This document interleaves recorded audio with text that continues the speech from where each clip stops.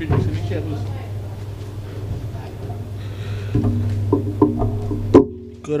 Good night, everyone. Let's bow our head in prayer. Almighty God, most beneficent and merciful, the embodiment of knowledge and light, we give you thanks and praise. Let your will be done here in our nation as it is in heaven. Please bless our political leader, party officials, activists, and all the people in Trinidad and Tobago. Give us the grace and courage to always do what is good in your sight, and protect us as we stand against injustice and inequity. Guide us, O God, as we fulfill the purpose that you have set out for us, and grant that we may always work together with humility and respect. Inspire us in our endeavor to find the right solutions to the problems that we are affected our fellow citizens, for the greater happiness of all and the honor and the glory of our country. Amen. Now I would like to just pass us on. Ladies and gentlemen, please welcome our chairperson for tonight.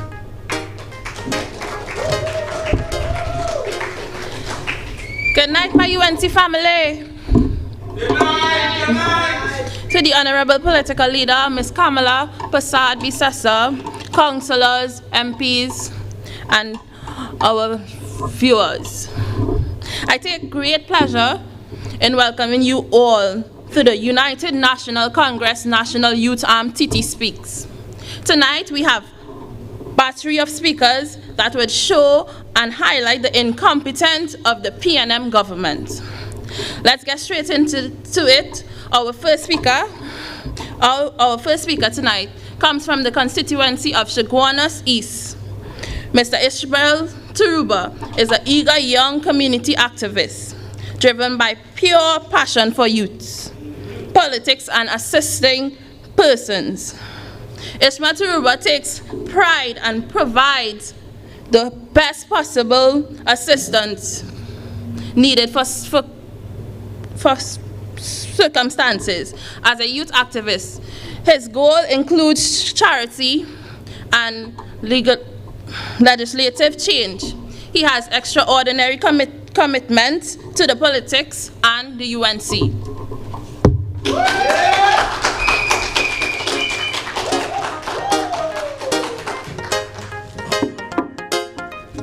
My loving political leader, the Honorable Kamala Prasad Bisasa, National Executive members, members of Parliament, councillors, aldermen, constituency executives, activists, and wider Trinidad and Tobago locked on, good night, sitaram, and assalamu alaikum. In cricket, the openers go out to set the pace for the batting, and tonight I intend to hit some out of the park. The last time I was on a platform similar to this was pre-COVID, beardless and jobless. And today, ladies and gentlemen, I am still jobless. And these virtual meetings are still needed due to PNM mismanagement and failure. Condolences to all the families and friends of persons who passed away from the COVID-19 virus. Oh, how if we only had a real Minister of Health. We're all accustomed being packed together, whether it be in Couva South Hall or Shogunas Secondary, waving flags, blowing horns, shaking hands, and healing out our UNC brothers and sisters. Nonetheless, my same UNC family locked on. Share the live, like, comment that you're here. Now, ladies and gentlemen, COVID-19. Just 2 years ago, we may not have known much, but I am sure we know now. The PNM and its leader is wicked and uncaring. May we not forget, in the month of Ramadan, for 2 years, Muslims were locked down. But as I begin, I must say, Kamala Prasad Bisasa outshines any person the PNM scrapes up to put, whether it be as AG compared to Reggie Amor, or as political leader compared to Kid Christopher Rowley. Imagine Keith Rowley hired 2 persons, Nian Gatsby Dolly and Lisa Morris Julian, and they are yet to come close to the work laid by former Education Ministers Fazal Karim and Tim Gopi Singh. The latter of who I recall my days in the college supporting my fellow KRC boys play cricket from across the fence in the ministry. Now, ladies and gentlemen, this year, since the reopening of physical school classes, we saw the worst of fights in this country's history. Show the picture. I felt it was my duty to go out, even though it was a one-man protest, to raise awareness to the craziness that is happening in our schools. But, ladies and gentlemen, what could you expect with Miss Lisa Morris Julian? Lisa Julian was a failure since Mayor of Arima. I feel for her constituents of Dabidi Omera. Oh, how they wish, oh, how they miss Senator Anel Roberts. And like, ladies and gentlemen, only recently, the PNM realized crime is a problem. But Fitzgerald Ethelbert Hines, Anel Roberts, give me a pumpty before I start. The Herbs had to come around to appoint Fitzy as Minister of Security. He's a national disappointment. Saddam Hussein was right. The Prime Minister could not have found a better failure. I am afraid for this country as well. Ethelbert was terrible since the Ministry of Public Admin and Information. So good at being bad. You put him as Minister of Security? To what? Law-abiding citizens getting robbed, granny getting raped, youths on drugs. The other day, I believe we have the picture. I was in front, the Ministry of National Security. Then I went in front of the Parliament of the land, where I was verbally assaulted and nearly physically assaulted by apparent PNM supporters. The police also took my placard. Ladies and gentlemen, is a right of freedom of peaceful assembly in the Constitution being ignored in Trinidad and Tobago? But that didn't stop me. As we have the next picture, we need to voice our opinions. Talk up. They need to hear us. And I encourage our local celebrities speak out. Frankly, no one is safe in our country. Our borders are being breached by illegal aliens coming in from the sea. Where is the outcry? Young and old being slaughtered senselessly in the streets. Where's the rage? The UNC is not fighting for their family alone. They are fighting for yours too. Even in opposition, the UNC has been the best opposition in the history of this country while continuing to serve the citizens. Ladies and gentlemen, I feel for the PNM Youth League. Young people, the PNM has no role models. In the UNC, we have many doctors, businessmen, lawyers. Doctors like Rairak, Berud Al-Munilal, Rishi Sicharan, lawyers like Saddam Hussein, Jayanti Lochmedial. Our society at large has been in depression because of this government's slacklessness, and carelessness. Yet, I encourage persons, get into politics. Come join the UNC. Politics does affect your life and your future. Don't, however, get into politics for the income. Get into politics for the outcome. The UNC is about performance and progress. Yet, imagine Dr. Keith Rowley is saying the UNC is hatching lies. But question, did the UNC lie about Petrochin? Apparently, the PNM is suffering from something worse than corona. It's called BKS, Blame Kamala Syndrome. Did the UNC lie about jobs? The ball is in your court, Mr. Prime Minister. What is really happening in Trinidad and Tobago? I can tell you. Madness, chaos, confusion, poverty, no jobs. But, however, that is all masterminded by the PNM. Ladies and gentlemen, although I do have a gift for the PNM here. Look at here. Blue soap here to wash out the blight and the stain they're leaving our country with. Never forget, ladies and gentlemen, it was the UNC that built the early childhood centers in Wallafield, Arima, and Ruka. It was the UNC that started the construction of the new Arima Hospital. Ladies and gentlemen, it was the UNC that started the construction of the long promised Point Fortin Hospital. That was something the People's National Movement promised for decades. Decades. They keep saying they would have done it, but it was the UNC that got it started.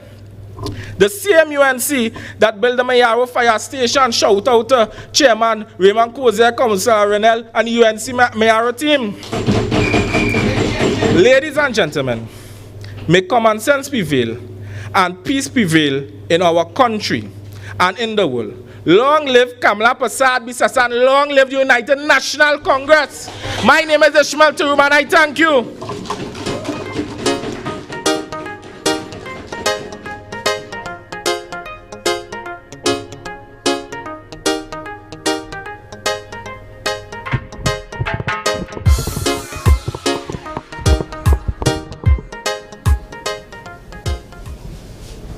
Let's hear a next round of applause for Ishmael. Our next speaker tonight is a computer scientist in the Department of Computer and Information Technology at the University of the West Indies. He works closely with the St. James Police Youth Club as a mentor to many young persons, to whom he sees as a means and driven force of change in Trinidad and Tobago. My brothers and sisters, please put your hands together for Mr. Daniel Rasheed.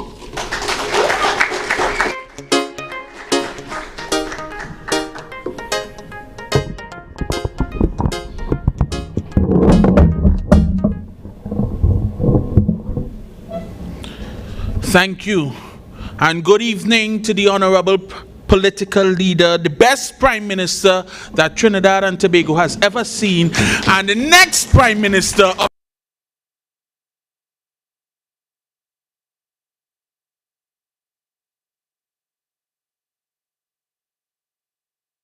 National Youth Arm.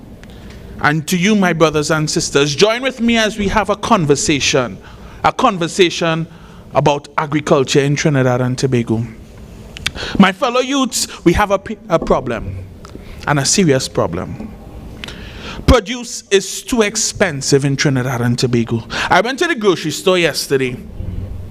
$34 a kilogram, that's $20 a pound for sweet peppers. Sweet peppers, $34 a kilogram. Why is produce so expensive? Let me give you an experience that I had. It began with a conversation with my Member of Parliament, Shadow for Agriculture and Party Organizer, Mr. Ravi Ratiram, about how we as young people can combat the food price inflation. MP Ravi took out a pen and a notepad and began to show me some numbers. 3 weeks later, Corpus Christi, people were lining up outside of the MP's office to collect their seedlings. If you see young people, just like me, just like you, if you see young people lining up for seedlings, and this was an initiative which was the brainchild of Mrs. Kamala Persad-Bissassan, we both agreed that one of the ways that we can combat inflation is to plant our own produce. You see, we had a plan. We did not just give seedlings, but myself along with the field officer for Couva North, we went to different homes and we took pictures, we looked, we checked up on how these plants were going. Fast forward to this week, and as I walked around yesterday, flood up to my calves. Tears began to roll down my eyes, you know. The plants that our young people in Couva North planted and all over of Trinidad and Tobago planted, destroyed, damaged, money gone, time gone, plants gone. This is how our farmers feel. Every single time they plant a crop in the ground, this is how they feel. My brothers and sisters, that pain and realization that I had a day ago made me realize why produce is so expensive in Trinidad and Tobago. But then you're going to ask me, how is this political? How is this politics? God sent the rain. Yes, he did. But you see, young people tend to shy away from politics, and they tend to shy away from the word politics. And they like to say we're not interested in politics. Tonight I want to show you and hopefully open your eyes to why politics and governance determines the way that we live, and we are all a part of it. My young brothers and sisters, access roads, irrigation, drainage systems should be a preventative action on the part of the government. But for this PNM, it is an afterthought. How is this story politics? Are there any flood compensation packages for us? Ask yourself that. My second point tonight, hear this. This government launched a program called the Youth Agricultural Homestead Program, YAP. And while there are so many questions surrounding it, I have two. What was the selection criteria for this program to select 200 awardees out of 1,600 applicants? We don't know. It had to be. We don't know. But what we know is 1,400 persons, young people like you and I, were unsuccessful. You know what that means? 1,400 young persons who are interested in agriculture and who are interested in changing the fate of our food security in this country now cannot.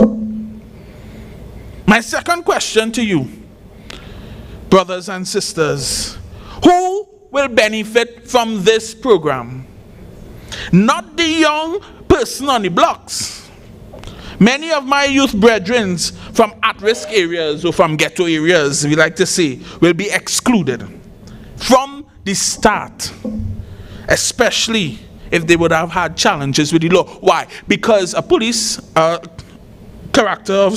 certificate of character was one of the requirements that these young people would have had to produce, and that would have deterred and excluded some of the young persons. 1,400 young people, 1,400 of you and I, fighting for a chance to better our country in agriculture, but with no opportunity to do so. But still we say politics is not for us. I say to you, brothers and sisters, my young people, politics is for you and I. Part 3, how many of us, young people in Trinidad, like to eat fish? There are many young people in Trinidad and Tobago who fish. They are into fishing recreationally or by a means of income. These fisher folks, wherever they are, and these fishing villages and communities are under serious attack. Let me tell you, in case you don't know, in 2021, Parasram Budu, on the anniversary of the murder of the 7 Orange Valley fishermen, 2 years later was killed, and all I could hear his mother screaming is, "Oh God, what they do to my children?" He was a youth just like you and I. A young man just like you and I. He and his friend Narendra Garib killed at sea.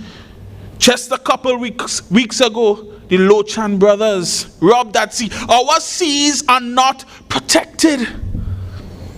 Our waters are unsafe. And then you go to ask me, where does politics lie in this? Well, the Coast Guard said they don't have no resources. They ain't have no resources to help.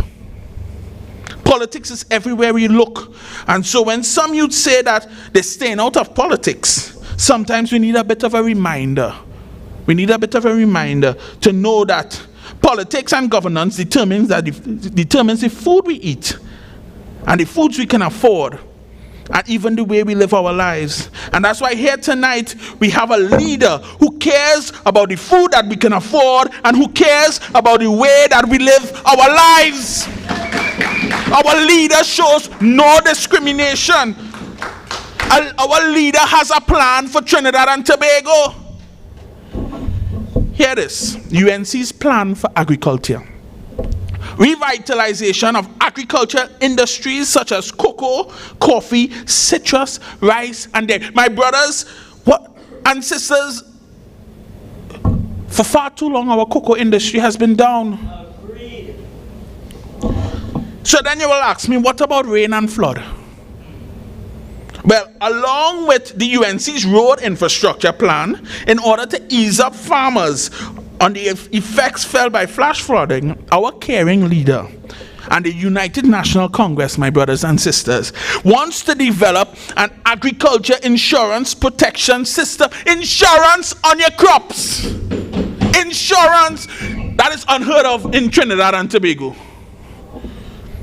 Point 2, incentivize local innovation in agricultural practices, processes, and technology. That's right, my fellow university graduates of the whatever university you went to, whatever faculty you went to, you attended, we are going to put your degrees to use. Your ideas in agriculture is valuable to us. We will do it. And the last one I want to touch on is rescuing our rice industry. My youths in Caroni, Carlson Field, Maruga, I might get in trouble for this, but Auntie Cams hears your cry. She hears your frustration. We at the UNC hears your frustration.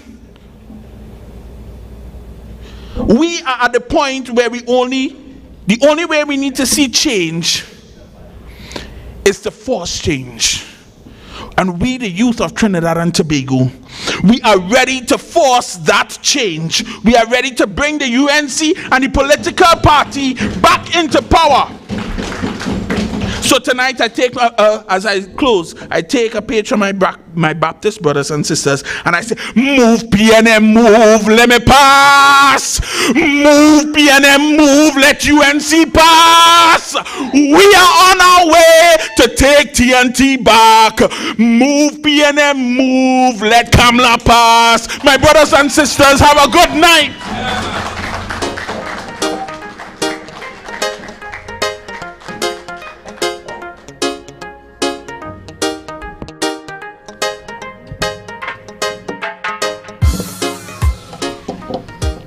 Let's put our hands together again for Mr. Daniel. Our next speaker tonight is none other than Mr. Krishna Avidesanka. He currently holds a BS in social work at the University of the West Indies. He has an associate in humanity from the Caribbean Examination Council. Mr. Sanka develops an inner tendency in working towards the upliftment and vulnerable communities at a very young age. Please welcome Mr. Krishna Avidesanka.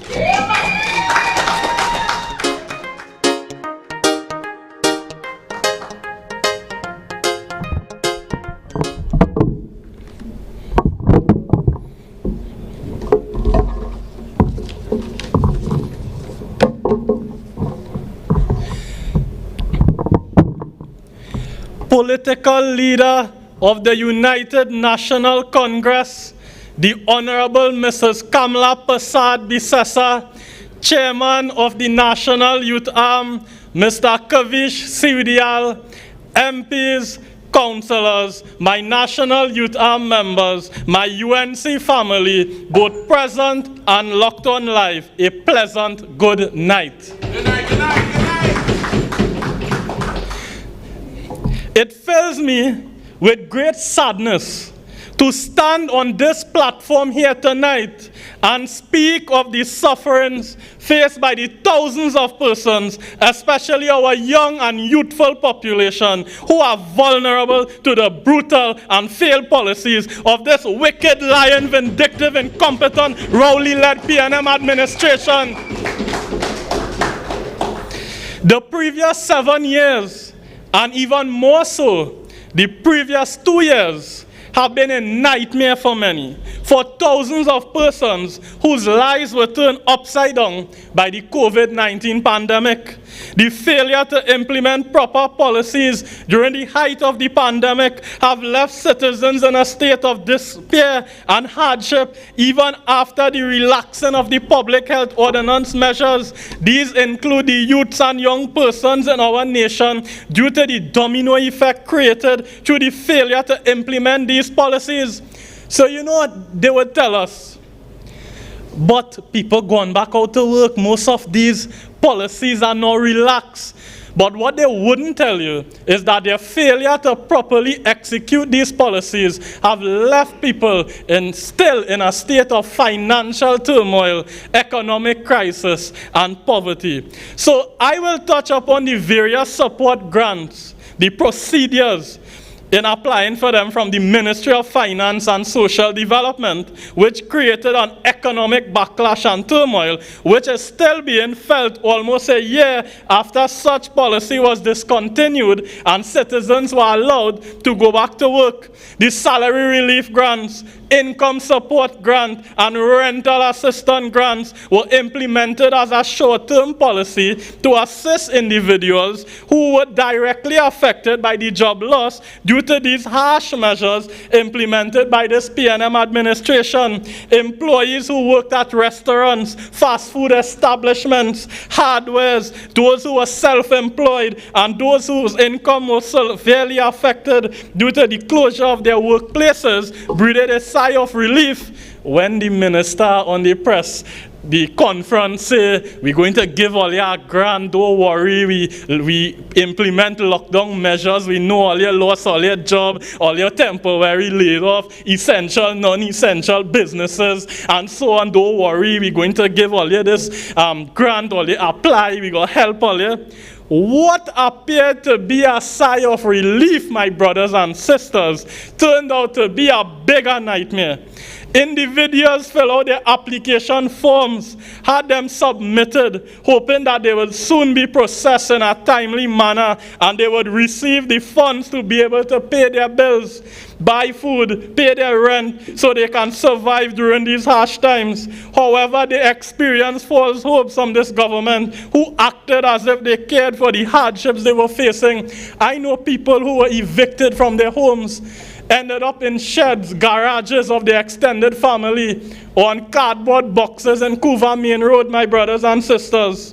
However, as we know, PNM means promises never materialize. And if you want to know what else PNM means, look on to Senator Robertson Douglas politics. Many of these applicants have children who are directly affected by the failures to have these grants approved. The majority of them are still in school and are experiencing hardships to get proper nutrition to function efficiently. As you know, Daniel would have talked on the seedling program and so on, and how many young people were there because I was right next to him when we were sharing the seedlings. They experienced tension together with their parents by not being sure if they'll have a roof over their heads in a month time back then. You know what trauma that is? To not sure that you're going to have a roof over your head due to fear of eviction because you have no money to pay your rental dues and so on. I traumatically recall the expression of that Form 5 school child who came out of his apartment to receive a food hamper on behalf of his family, and from his facial expression, it was evident that they did not consume a proper meal in days. This child was sitting CSEC examination, and the failure to approve his parents' social support grant application had a domino effect on him, and that was a situation that I witnessed firsthand. When we look at the SEA results or the CSEC results, and the failure rate has arisen by so much, we wonder why.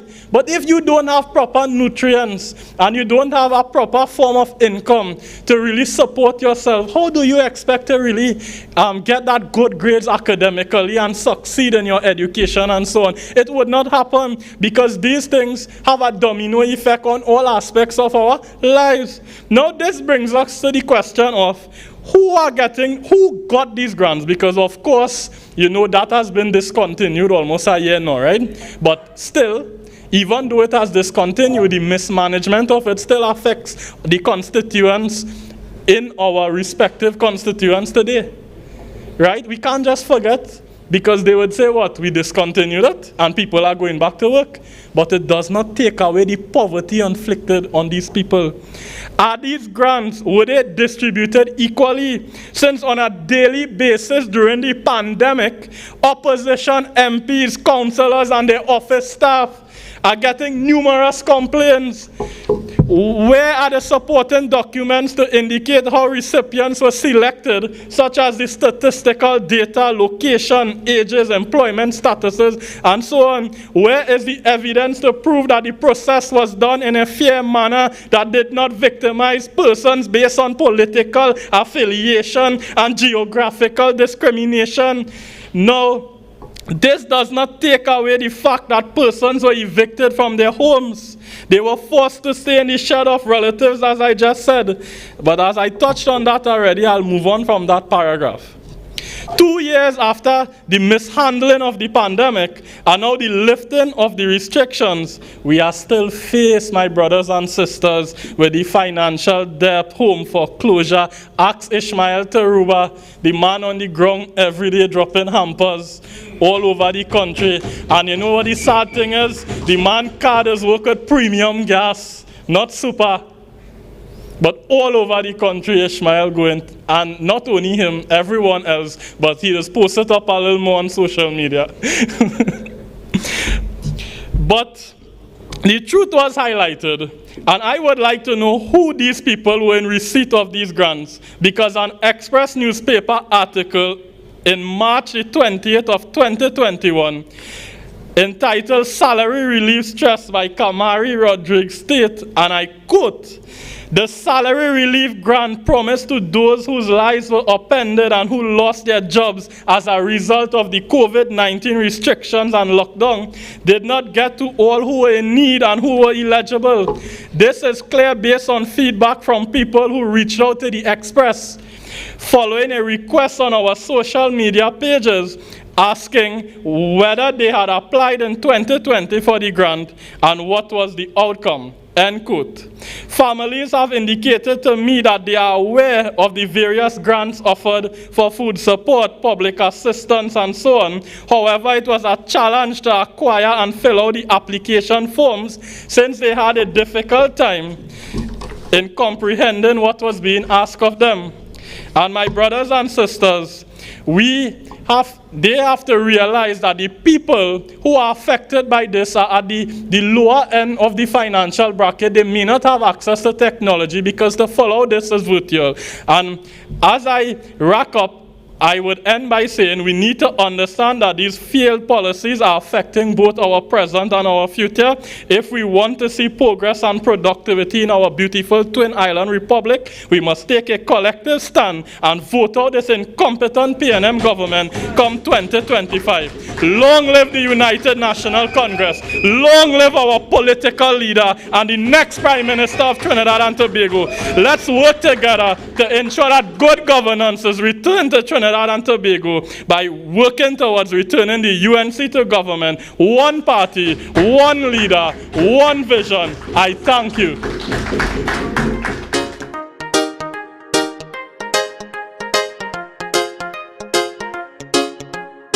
Yes, Avidesh. Our next speaker hails from the constituency of La Hokita, Talparu. She was a former national cricketer on the under-19 national women's cricket team. She represents the red, white, and black, not only in the Caribbean, but as far as Shanghai, China. She is a mother. She's a mother. She's a young, hardworking advocate for other mothers in our constituency. She is also the secretary of the National Youth Arm. Please welcome Mr. Maine Edwards.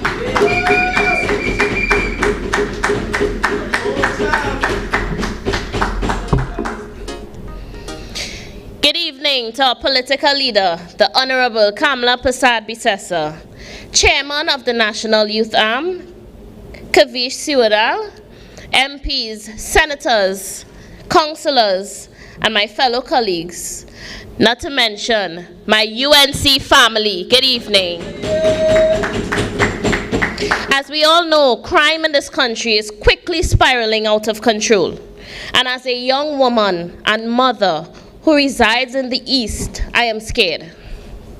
I am scared to travel to and from work, scared to send my children to school, scared to continue living under this PNM government who continue to let our mothers, our sisters, our children be subjected to daily crime without care or concern.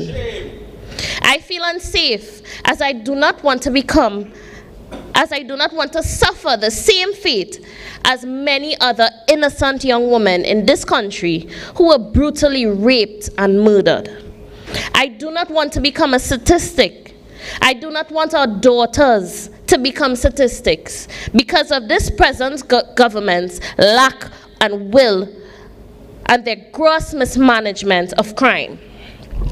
As my colleagues reiterated, Trinidad and Tobago holds the 6th highest crime rate according to the World Population Review. The 6th highest. A grim reminder that this Keith Rowley-led government has failed the citizens of Trinidad and Tobago. Instead of creating a proper sustainable plan to curb the drastically climbing crime rates, the Prime Minister's plan of action seems to be blame Kamala. Over 40 persons have been kidnapped since January, mainly women, our mothers, daughters. What is their plan of action? Blame Kamala. In the past 2 months, this country has recorded over 65 murders. Plan of action? Blame Kamala. Over 200 reports of burglaries and break-ins in the past 2 months. Plan of action, ladies and gentlemen, blame Kamala. We are polluted with a government and a leader whose plan of action seems to be the blame game. A government of, it wasn't me, a government who is incapable of protecting young women like myself from the violent hands of predators. Can you imagine, with all these crime statistics at their fingertips, it was only on July the 2nd that Prime Minister Keith Rowley decided that his government should call a public health emergency. What a massive disservice to the families and loved ones of all the slain men, women, and young persons. Was their families' cries not enough to move him? To have him do something? Even if it is the belated declaration of a public health emergency? How do you sleep at night knowing our women are going missing and you have no plan?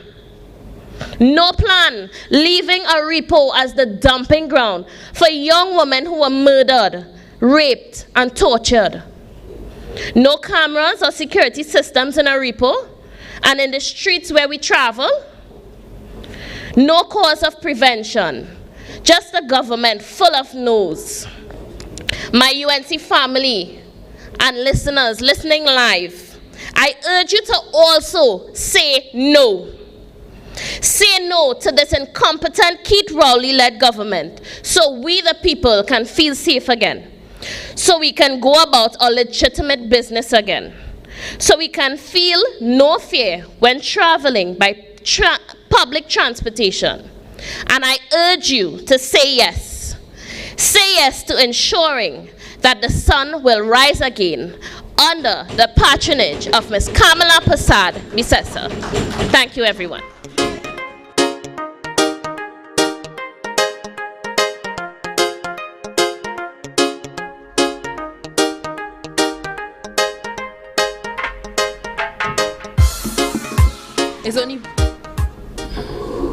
It's always a blame game. Our next speaker tonight is a former youth parliamentarian. She participated at the 16th National Parliament, placing third as best debater. The following year, she participated as the 15th Regional Youth Parliament. She holds a BSc in Leadership and Management. Please welcome Ms. Shanta Sipassan.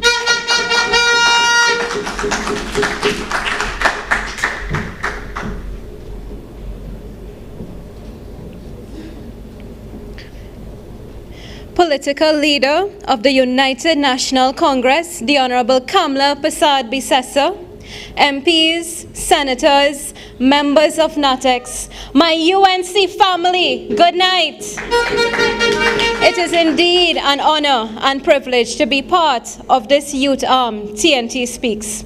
Special thanks must be given to our political leader, as one of the goals of the UNC is to empower and give a voice to young people. Tonight, I will speak on the issues that affect young people. Under this PNM-led incompetent government, there has been several cuts to education. In 2020, GATE was cut by a figure of $35 million. Not $35, $35 million. But this was not the first time the PNM administration has gambled with the education of our youths. In 2016, they introduced a means test for those students accessing GATE.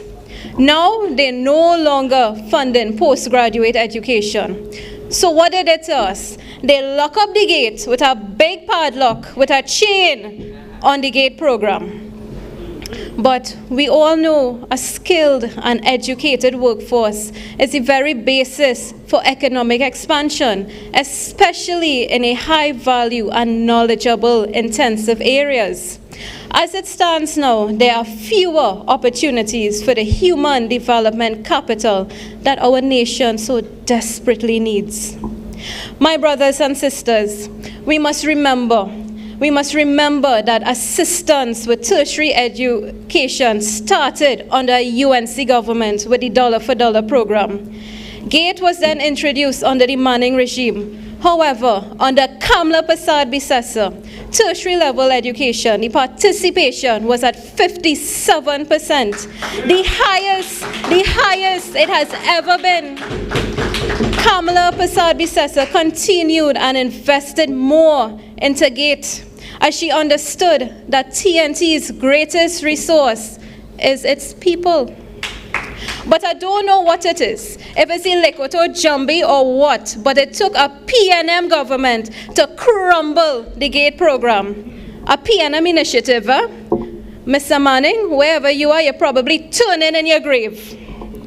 So they lock us out the GATE. Hear what they did to scholarships. This regime has shamelessly reduced the number of scholarships to 100. Brilliant, well-deserving students are left disadvantaged because of this government's inability and failure to invest in education. The PNM has a track record of secret scholarship slush funds where high-ranking members benefit from this. So you cut these scholarships. Is this what we're going back to? Are we going back to the secret scholarship slush funds for friends, financiers, family? No, you all see what's going on with the SCA results. They don't want to reveal the names of the top SCA students. These children, these old popos, they work hard and they at least deserve the recognition. But we cannot trust a government that is only about secrecy. No, they will claim they don't have money. They don't have resources for GATE and scholarships. But the wife league of the PNM, they seem to be thriving.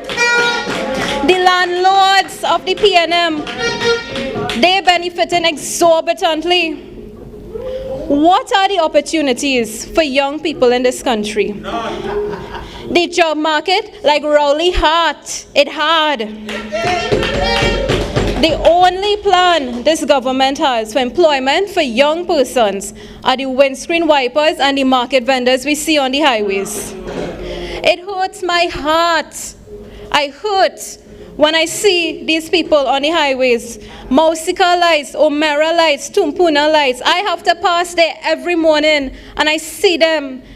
And these young persons, they cannot be older than 25. They're trying to make a living out there. Now, I want to ask the MP for Dabidi Omera, who's also Junior Minister of Education. That is the PNM's plan for employment. Are you proud? Are you happy to see that is what the youths in your area, that is what they are doing?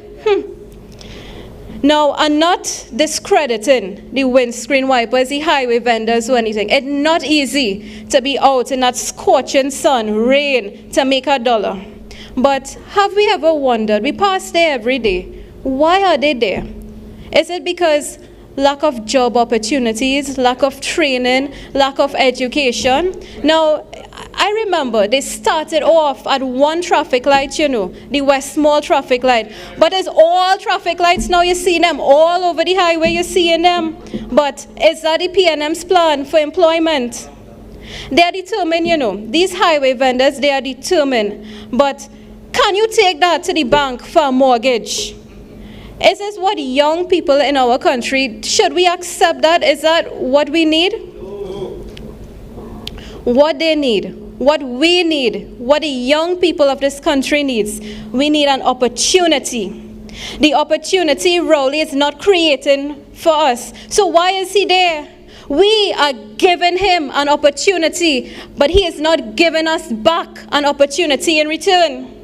Every day Rowley and the PNM is there, it's a day that you are not getting an opportunity. It's a day that the highway vendors are not getting an opportunity. It's a day that university graduates are not getting an opportunity.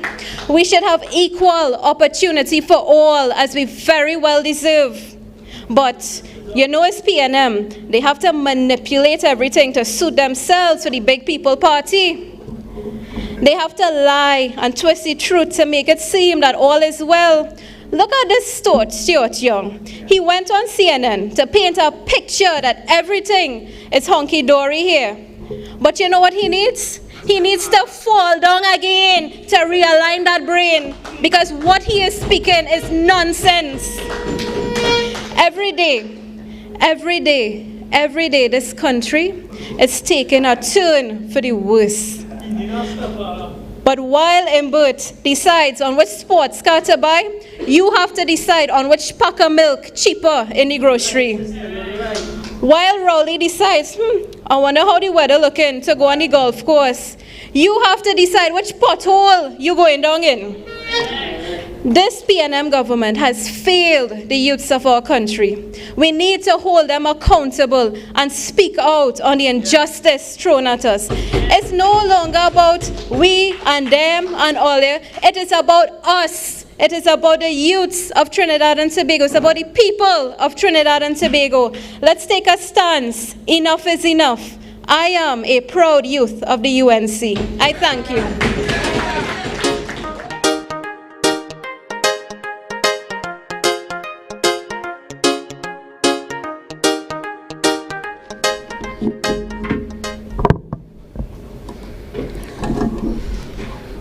UNC and proud. Yeah. Our next speaker tonight is Mr. Chris Hussein. He is a former national and regional youth parliamentarian.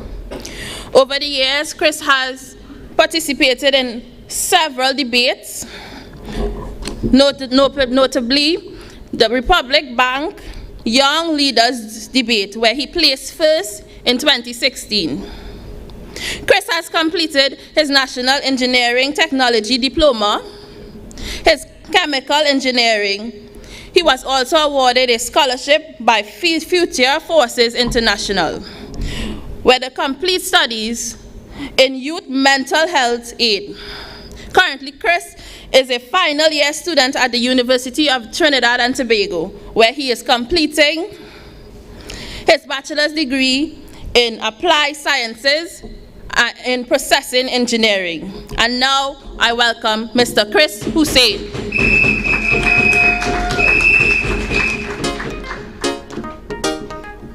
Thank you very much.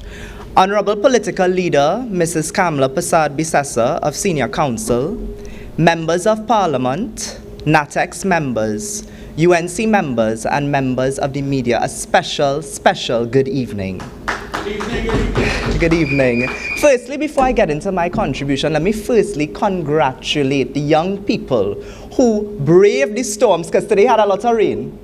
And we came here and we are still standing up for Trinidad and Tobago. And that is very, very courageous. So congratulations, everyone. Tonight, the UNC National Youth Arm has mounted a platform to highlight pertinent issues and to speak on the state of affairs in Trinidad and Tobago. But before I get into this, I want to acknowledge the platform a little bit. I want to acknowledge this platform. The UNC, under the very sharp and discerning leadership of Mrs. Kamla Persad-Bissessar and the NATEX, has consistently mounted platforms to air its membership's message, and for the right-thinking people of Trinidad and Tobago. And that's very impressive, given the times that we are in as a world. Political institutions or anyone with a view ought to go beyond the Facebook comments or beyond the trolling. And if you are serious outside of scandals and a cry for attention, then you have to understand the purpose of a platform like this. As my colleague mentioned, I am a final year engineering student, and I shudder to think about employment and opportunities after the completion of my degree, which will be next year. You see, the energy sector is supposed to be thriving. An oil-enriched country like Trinidad and Tobago should never suffer the fall like what we have.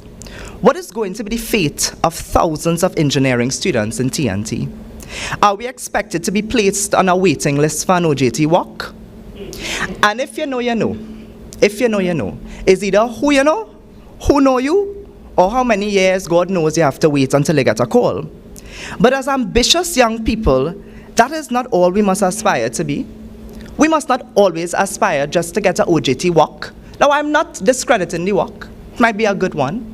But what I am saying is that it must have more to what we know. I mean, that's the purpose of a government. A government ought to create a vibrant economic space for businesses to thrive. But they haven't. And let us be very serious, Trinidad and Tobago. This is not monopoly. We have given the government many chances, and they have proven to be very consistent. Consistently taking us down a very bad path, a very dangerous bad path that we may never, ever come back from. Perhaps, actually, with the UNC, I think we will come back from that path. It is prudent that we look beyond the non-renewable energy sector for growth in our country. We must diversify, one would think, right? And we must diversify. Well, apparently nobody in the cabinet knows that. Right? That simple little point, nobody knows that. But you could ask a standard 3 students in studying social studies, I'm sure they could tell us that. The Inter-American Bank said by 2030 our fossil fuels will be depleted. And not to mention the disastrous effects the burning of fossil fuels is doing to the climate. Now, I want to put some things into context for us to understand why this is so important to us as stakeholders within this industry. And yes, we are all stakeholders within this industry. Everyone here, everyone sitting here, we are stakeholders within the oil and gas industry. We are stakeholders in the parliament. Everything is we business. So Trinidad and Tobago, we need to start to mind we business, because we weren't minding it for a very, very long time. Now, according to the World Bank's Global Carbon Project in 2019, the latest figures for carbon dioxide emissions puts Trinidad and Tobago in second place. And that's not a great thing at all, at all. That is not something that we should be happy about, and we should never boast about it. Data released from the project on January 30th gives statistics for 2018 and shows that TNT's 1.4 million that each person here and each person in this country contributes to 31.28 tons of CO2 emissions. So although those numbers are very alarming, TNT has consistently placed itself in the top 10 contributors. Now, with that said, what could the government do? a little young person like me here talking about some figures. I'm sure probably a little bored by the statistics. But what could the government do? What could policymakers do? Well, I could say one thing, they could do more. They could start with doing more. They could do something. They could definitely do something. Because it's an opportunity we have as a country, you know. Policymakers have an opportunity now to take up the fight and charge the new way forward. But when you are committed to backward politics and painting any good advice as anti-country, unpatriotic, or UNC, we will remain right where we are, going nowhere. The world is changing, and we must as well. The renewable sector is the newest and best way for us to move forward. And if we look at our neighboring islands, we see in Jamaica, they have set ambitious targets for energy and local renewable sources, such as hydro and wind. And while I was prepping for this earlier, and you know, in preparing, I was discussing this little content, you know, and I was speaking to one of my friends about wind energy, and they told me that I should stay away from wind energy. And I asked, well, why? They said, because a wind knocked down one of the ministers somewhere, somehow. I do not know about that, and I speak no more on that. I speak no more on that. And if we look at Barbados, where by 2025, they are looking to replace 100% of its country's power supply with renewables. So the point I'm trying to make here tonight is, as little as we may be, as small as we may be, other Caribbean islands are doing it, and it will take political will. We must look at decreasing our carbon footprint. I want you all to imagine something. I want you all to imagine if we had a UNC government installed. I recalled from the UNC's manifesto the vision for the Tamina Solar Tech Renewable Energy Park. This park would have charged a new way forward with renewable energy, especially solar power. You see, UNC provides opportunities for people to earn, grow, and live. Do you know why? Do you know why? The reason is because the UNC has a value system. The UNC has a value system. You see, the UNC understands that the greatest resource a nation can have is its people. Something very, very fundamental. This is not just the house of the rising sun, but this is the house of opportunity.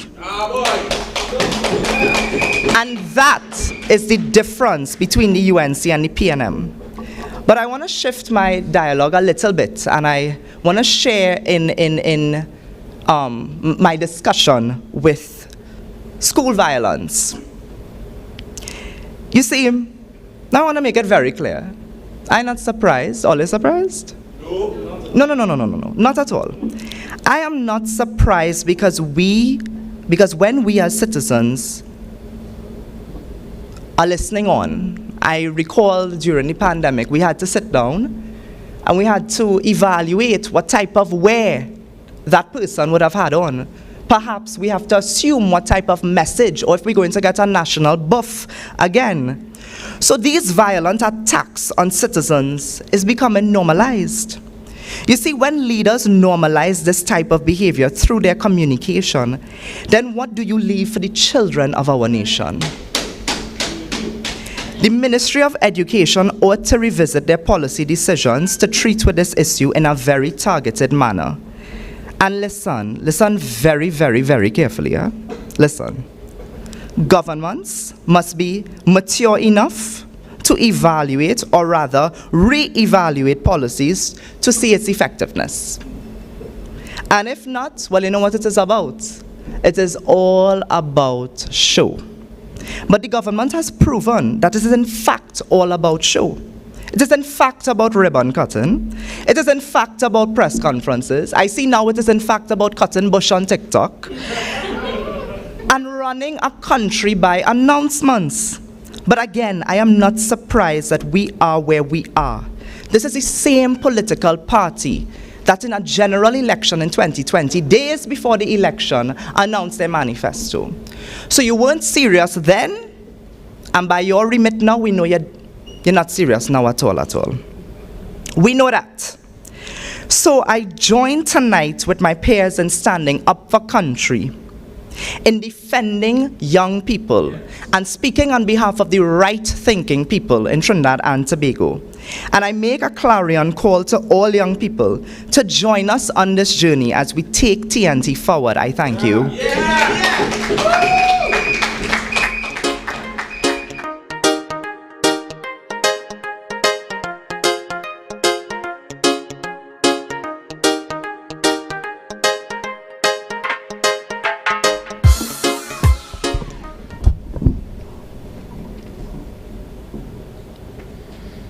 Let's put our hands together again for Mr. Hussein. Our next speaker is a humble youth who comes from Aranguez. He was an outstanding and all-rounded student of the St. George's College. Captain of the volleyball team, played on the cricket team, and also on the volleyball team in 2015. He was valedictorian. He was the second in Cape Physical Education and Sport in 2017, after which he pursued his bachelor's at the University of the West Indies in Management Studies and minor in Marketing, attaining first-class honors in 2020. Today, he is a die-out to his community, as he served as a member of his community council and youth office of St. Joseph. As short as he may be, he is a differently fierce. Please welcome Shivanan Ramkilawan.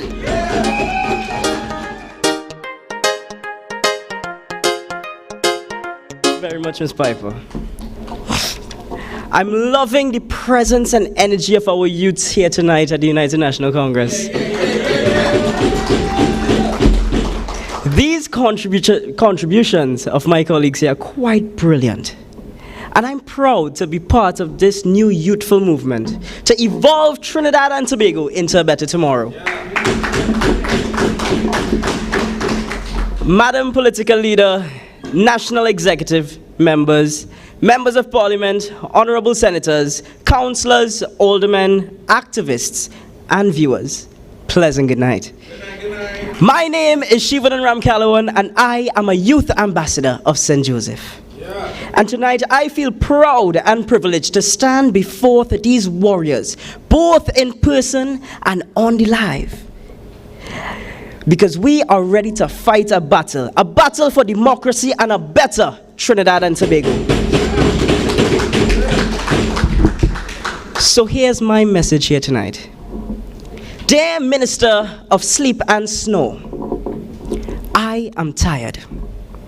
I'm tired just as you are, but my eyes are filled with tears. I cry for the injustice that my brothers and sisters face daily.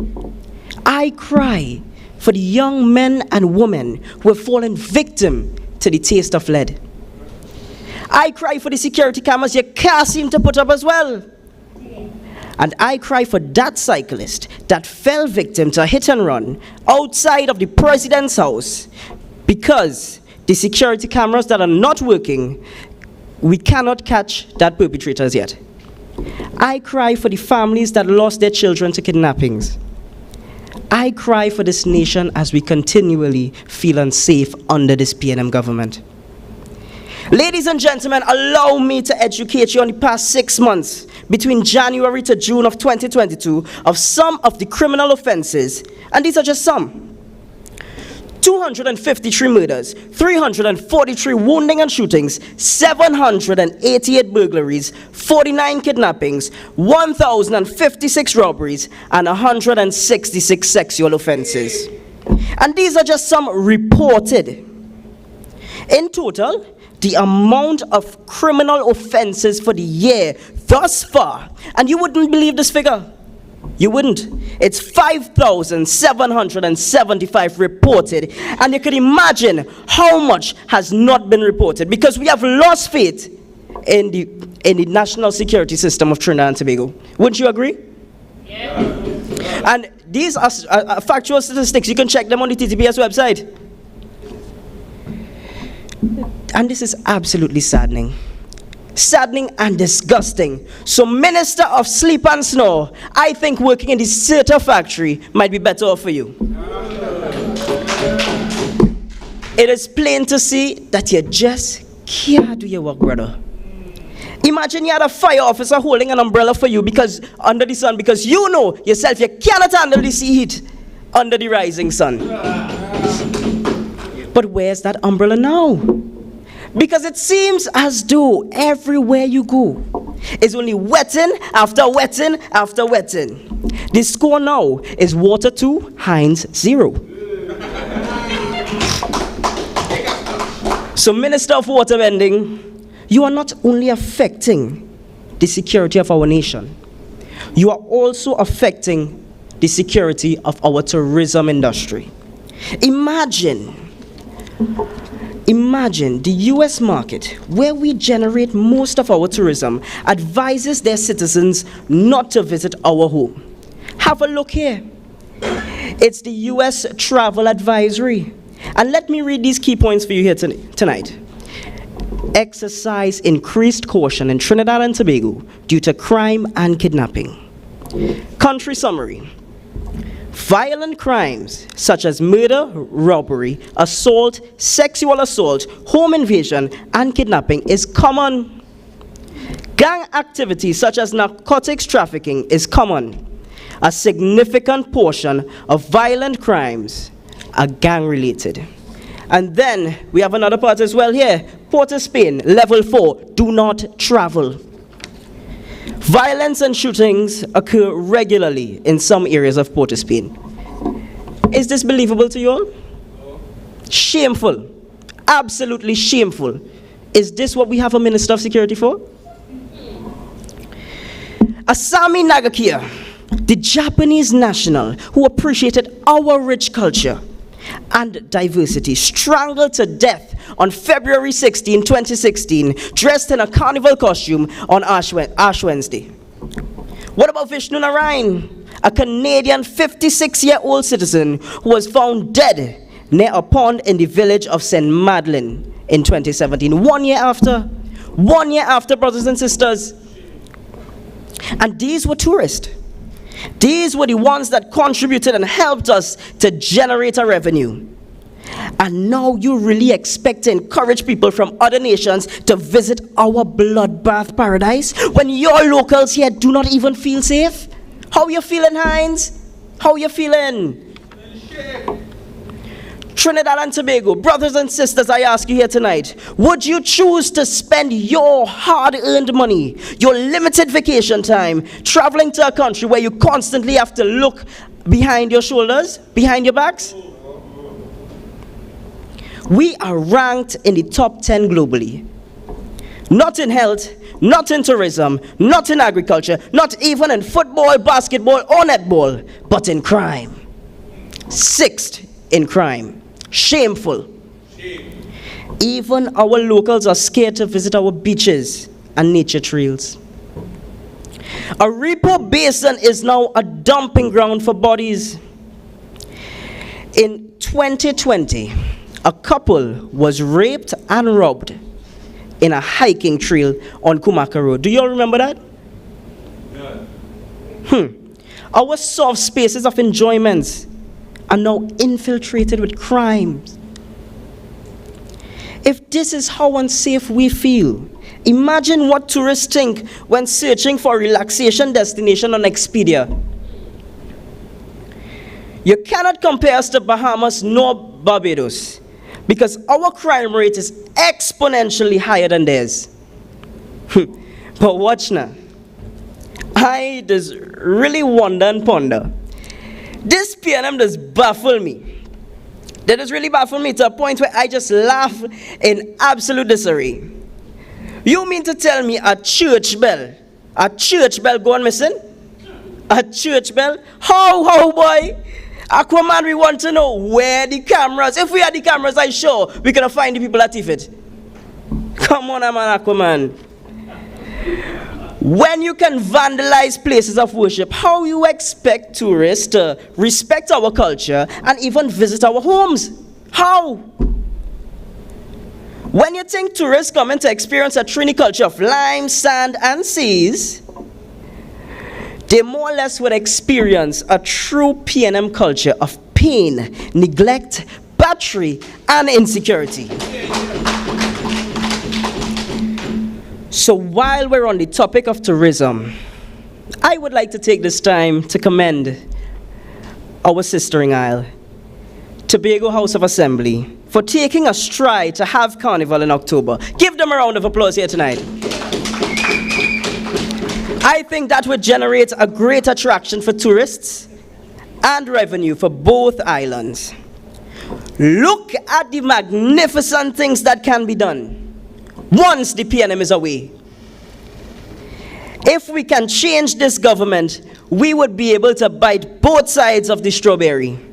And Tobago would know exactly what I speak of. But that's for another discussion. One thing as a youth, however, I think we can improve on is our cocoa farming, as Daniel mentioned. Our cocoa is the richest cocoa in the world, yet it is still a poor man's job. But may I remind Faris, we don't just grow cocoa. We don't just grow cocoa. We don't grow chocolate on trees at all. Let's see if they would listen to this youth man now. But the steam does not finish here. While the fire is hot in the belly of the beast, corruption is still the only language spoken of the PNM. 7 days ago, the CEO of Tourism Trinidad Limited, Curtis Rudd, was fired from his dream job. And all I want to know why? Why?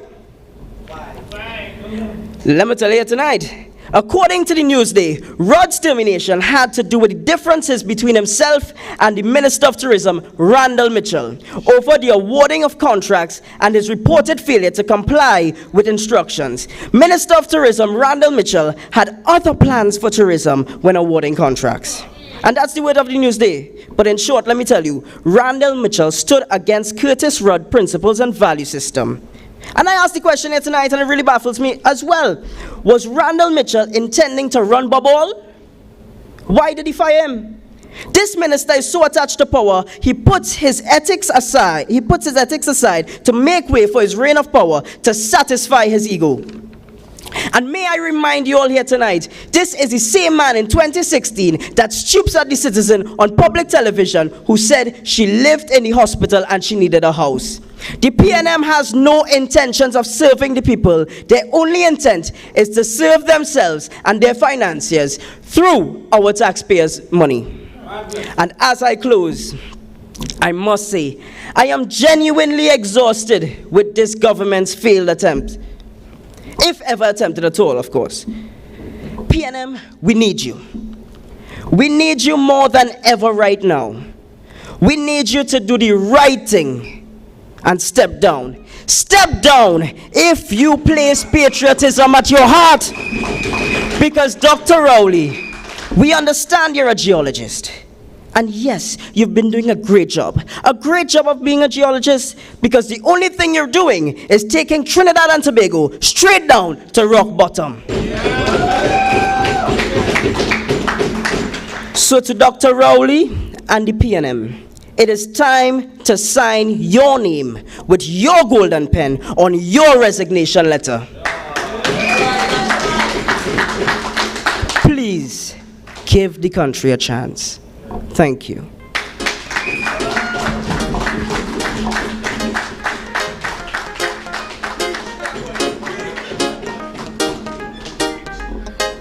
Yes, my brother.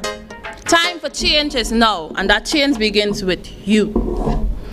Please give a warm welcome to our final speaker for the night, our UTAM chair, Mr. Kavish Seodial, a very accomplished young man who is very dedicated to the development of youths in his country.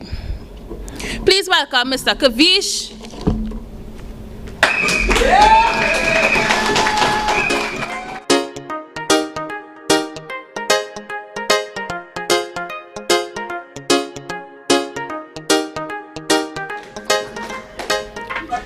Good night to the Honorable Political Leader, Kamla Prasad Bisessa, members of the National Executive, MPs, senators, and you, the viewing public.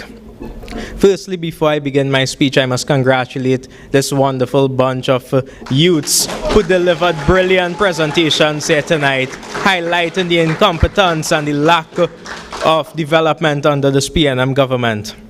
My friends, last year, the PNM government brought the procurement bill to Parliament. And of course, the opposition supported it because we will never support corruption.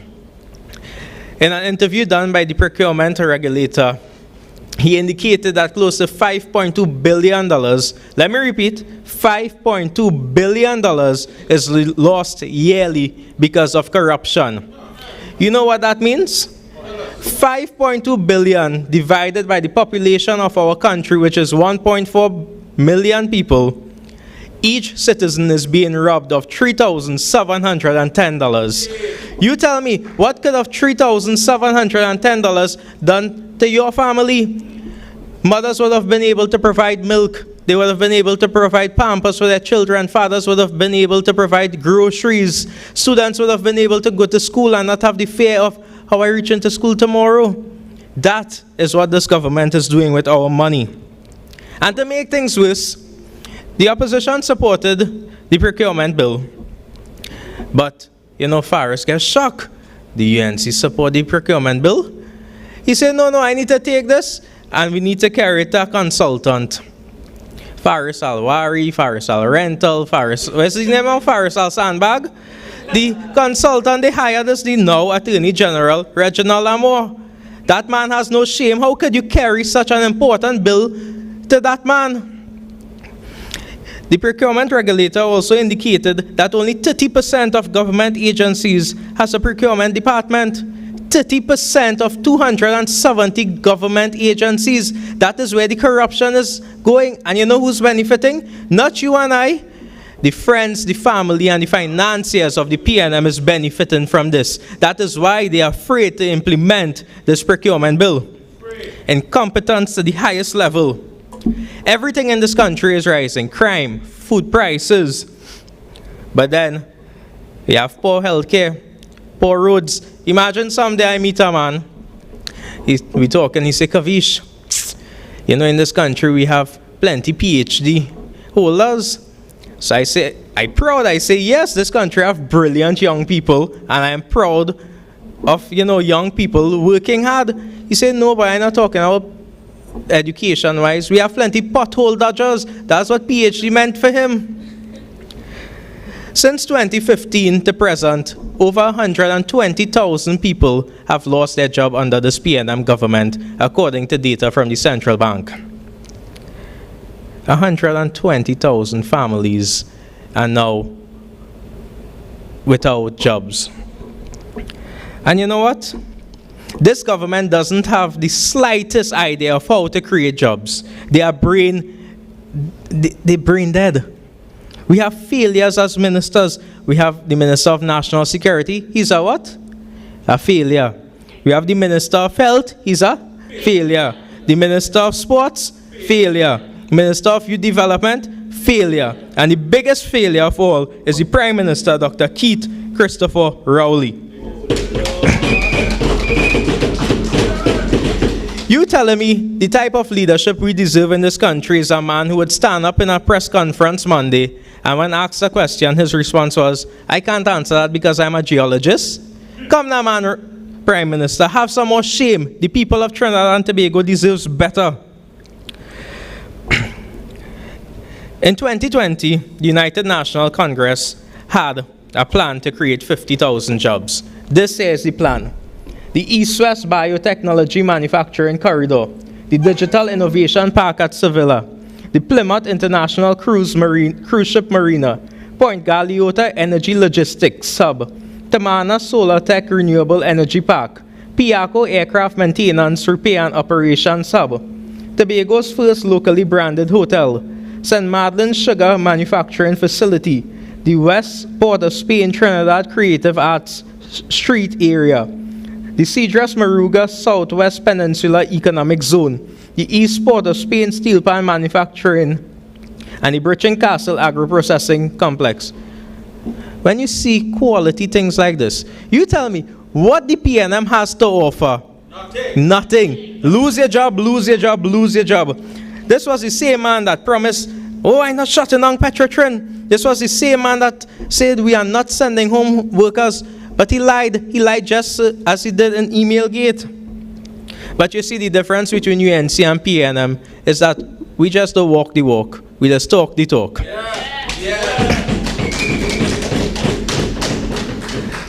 Under the leadership of the Honorable Kamla Persad-Bissessar between 2010 and 2015, she gave 95,000 laptops to students on entry for secondary school.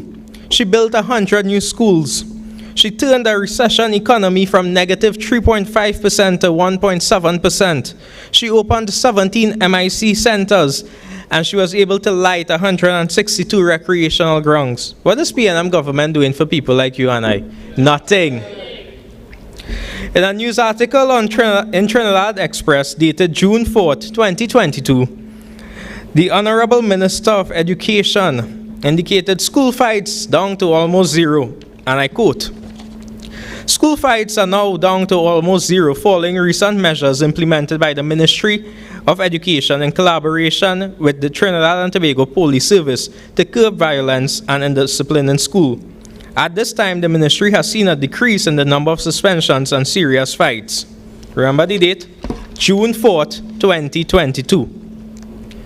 June 6th, varying angles of a very explosive, disorderly, and criminal behavior was circulated on social media revealing a schoolgirl slashing another schoolgirl's face in a school fight.